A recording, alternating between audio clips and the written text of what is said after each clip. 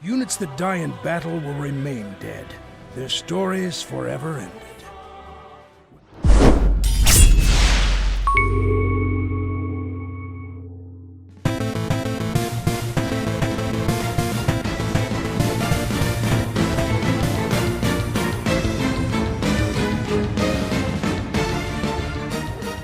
What's up guys, Stevie here with Lucky Crit. Today we'll be taking a look at the recently released Fire Emblem Echoes trailer entitled Two Armies, and we also have a bunch of new screenshots with some new information to go through.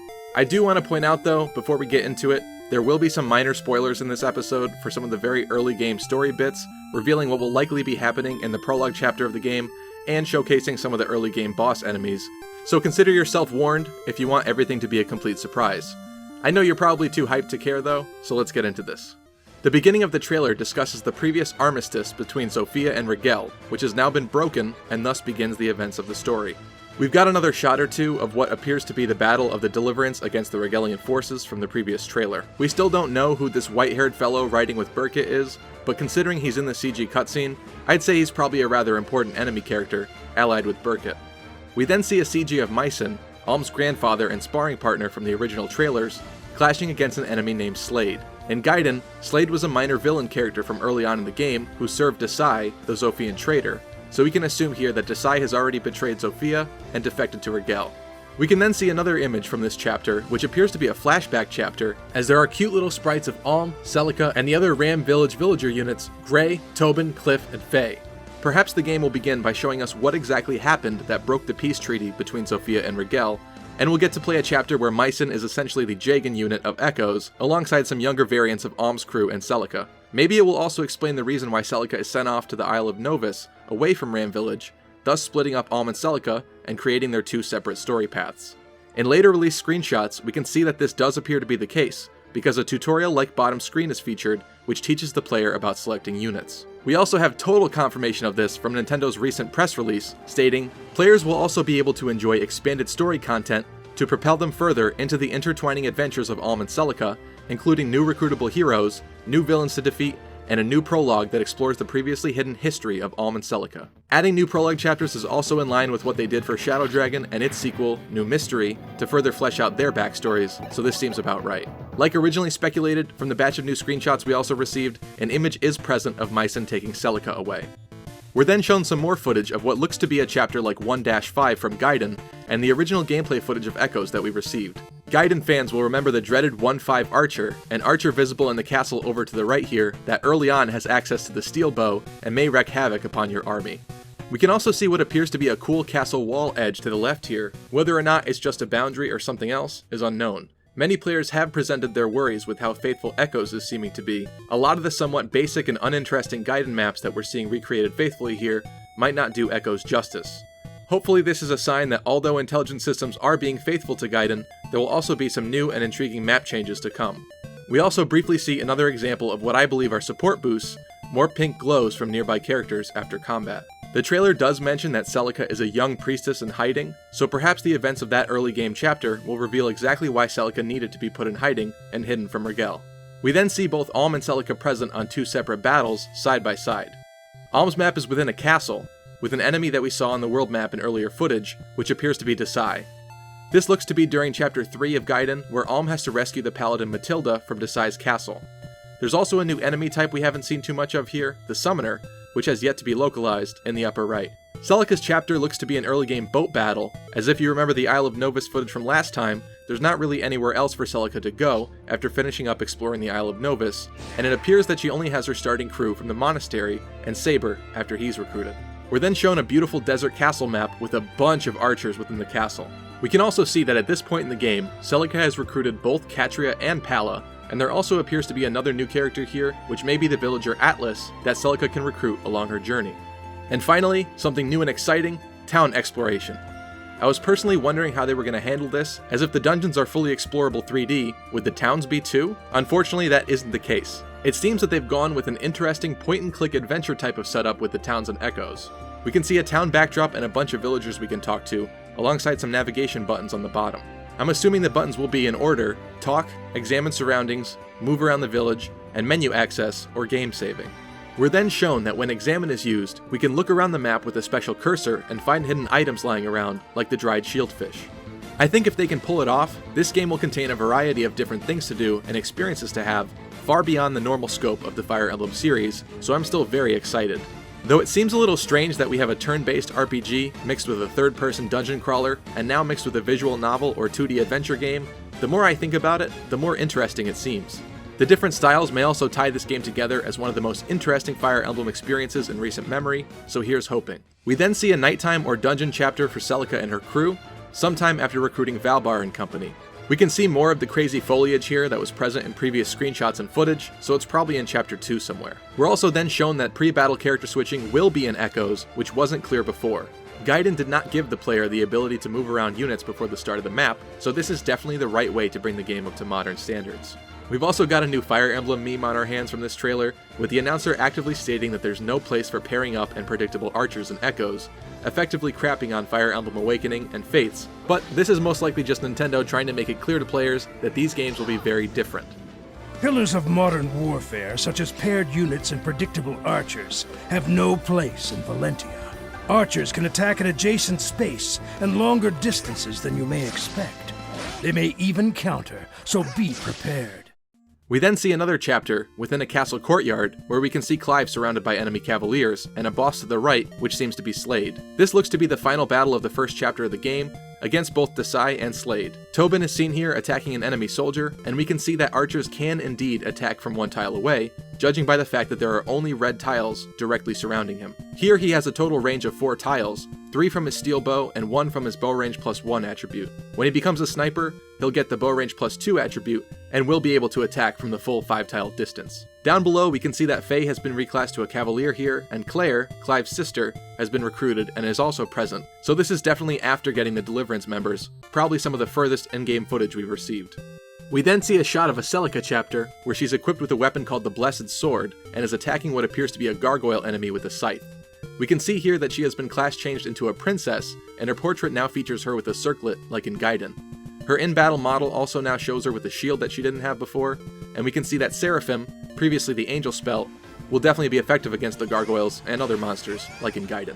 Fans of the Sacred Stones will be happy that a lot of the enemy monster units from that game, that were based on those of Gaiden, will be back as well, like the Skeleton Warriors, known as Bonewalkers, alongside gargoyles, revenants, and moguls. We're then shown that terrain effects will also be present in Echoes, and we can see that in the desert maps, units will not be able to move as far, as was the case in many other Fire Emblem games. Next, we briefly see a forest map where it appears Alm's crew is facing off against what is likely just an enemy battle from the world map, with the enemy boss being a sorcerer. Finally, we get to see some actual game footage of Jenny using the Invoke skill, known as Illusion in Gaiden, that we discussed last time.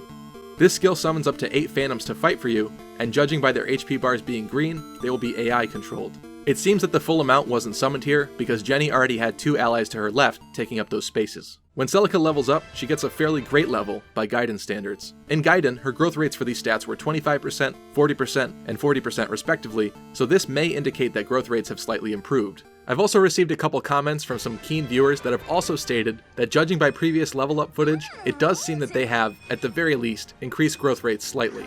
We then see Valbar dying to a sorcerer, and it is further confirmed that casual and classic modes will be returning in Echoes. Classic, where units stay dead, and casual, where units return later after dying in battle.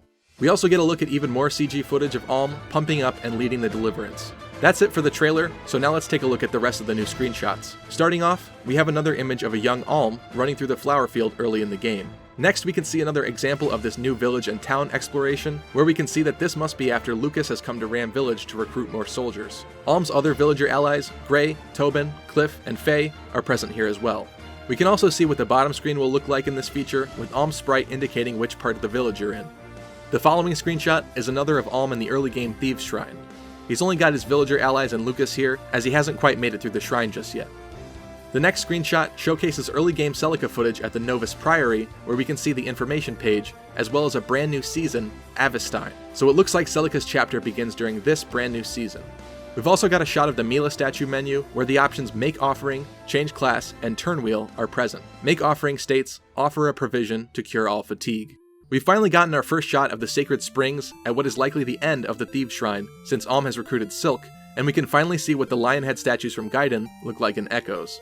In Gaiden, these statues offered random stat increases to your units, which you could cycle through and select which you wanted. Some of these also offered to revive fallen units a few times throughout the game, but we aren't sure yet if that aspect will be returning. There's another shot of Alm alerting a brigand, where we can also see how the bottom screen map will display enemy locations. The next screenshot shows Alm in the Deliverance hideout again, but this time with a completely switched around party, featuring what looks to be like Claire in the 8th slot. This is before Alm recruits the other members of the Deliverance. The next shot quickly shows us another angle of chests in the hideout, and this time Alm has his Levin sword equipped. We're also shown what Slade's portrait will look like in that early chapter with Slade and Desaix. Slade has high attack, but doesn't really seem to have any pesky attributes to worry about.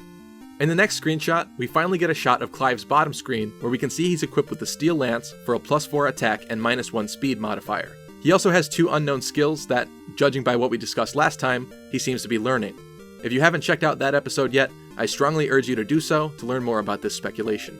Next we see a nice CG image of Alm waving to a bunch of people down below with what appear to be Zofian flags. There's also a screenshot here of what looks to be how Saber is recruited, with Celica in a pub-like location where Saber, amidst smoke and empty alcohol bottles, is sitting down.